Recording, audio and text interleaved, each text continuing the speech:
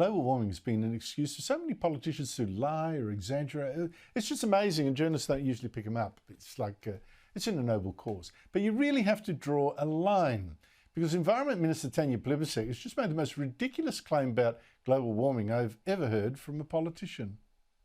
We've just had some really good news from Riyadh, where the World Heritage Committee has been meeting. They have confirmed that our beautiful Great Barrier Reef will not be listed as in danger. I'm so happy to hear this. The real big change here is our commitment to act to reduce carbon pollution, to take climate change seriously, and I think this listing is a real reflection of that. That's true. Plibersek says she also blocked the mine from going ahead. She did something about fishing on the reef and a little bit about runoff or something. But the main thing is her policy on climate change. Like in a year and a half, this government actually managed to change the climate and save the reef. I mean, seriously. Joining me is reef expert and marine physicist, Dr. Peter Ridd. Peter Ridd, it's always great to see you. This Albanese government has saved the reef from being deemed in danger. Do you believe it? Well, I don't believe they've changed the state of the reef one iota, but they have actually stopped it being deemed in danger. That's definitely true, because what you've got to remember here is this is blackmail by UNESCO. Essentially, they're telling us you've got to do all these things. You've got to stop fishing. You've got to victimise farmers. You've got to close down coal mines. And if you do that, we won't deem it as endangered, which is bad for you because it's bad for the country. It's bad for the reputation. And then the government rather like being blackmailed because they want to, close down the fishing industry. They want to victimise farmers, and they want to close down coal mines. So it works very well for both sides. And of course, a lot of the time they're saying that the reef is endangered. Now they're saying it's not endangered. We should actually all be rejoicing. The reef is saved by some sort of magic. It's all a bit crazy, actually. Yeah, well, it's weird because it is blackmail. You've got to agree to the UN's agenda on global warming policies, even though anything we do would not make the slightest difference to ocean temperatures, which is the thing they say is threatening the reef, which is too small. But how healthy, I mean, so here's the government that's come in. It's been in for, what, a year and a half, not quite.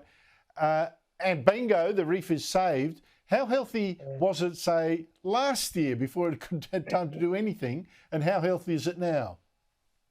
Well, last year it had more coral on it than ever have since records began. This year it's just a tiny little bit down, but essentially the same. So it hasn't changed. It was brilliant before, it's brilliant now. But you've got to remember one thing about blackmailers, that they always come back for more. So what you're going to find is that next year and the year after, the UNESCO will come down and say, well, we're still a bit more worried about the reef, and we want you to do this, that and the other, and the government will now have to comply. What's actually got to happen is we've got to step outside this World Heritage UNESCO thing and say, we don't care what you think. We know the reef is brilliant. We know that it's well protected. We know it's got record high coral. And we don't care what you say because we don't want to be blackmailed anymore. Yeah, I followed, I'm not obviously not as long as you, but I followed this debate about global warming and the reef for more than 20 years, through the headlines. The reef is dead, half dead. It's going to be dead in 2020 or whatever. Unbelievable hype. It's better than ever, better than for decades.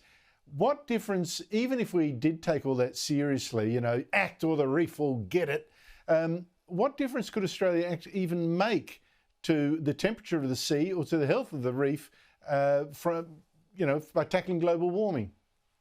Well, exactly. And this is why this has got nothing to do with science. It's everything to do with politics and blackmail. But of course, we could shut down, we could stop producing any carbon emissions at all. And even if you believe everything about it, it would have, 0.1 of a degree difference for the whole world, not even that much if Australia just shut down. So clearly this is nothing to do with the science. If you were looking at the science, if we do have an increase in temperature, the corals are going to grow better. Corals grow faster in the northern Great Barrier Reef than they do in the southern Great Barrier Reef because it's warmer up there. And they grow warmer, they grow faster still in Papua New Guinea, where it's a degree or two hotter still. So, yeah, the whole thing's a bit mad. But it's not just the carbon dioxide thing. It's also the way we're victimising farmers. You look at all the data on farm pesticides out on the reef, they're in minuscule concentrations. You can't even measure them. They're in such low concentrations on most of the reef. Peter Reid, I mean, you're a scientist. You must be absolutely beside yourself by the corruption of science in this debate.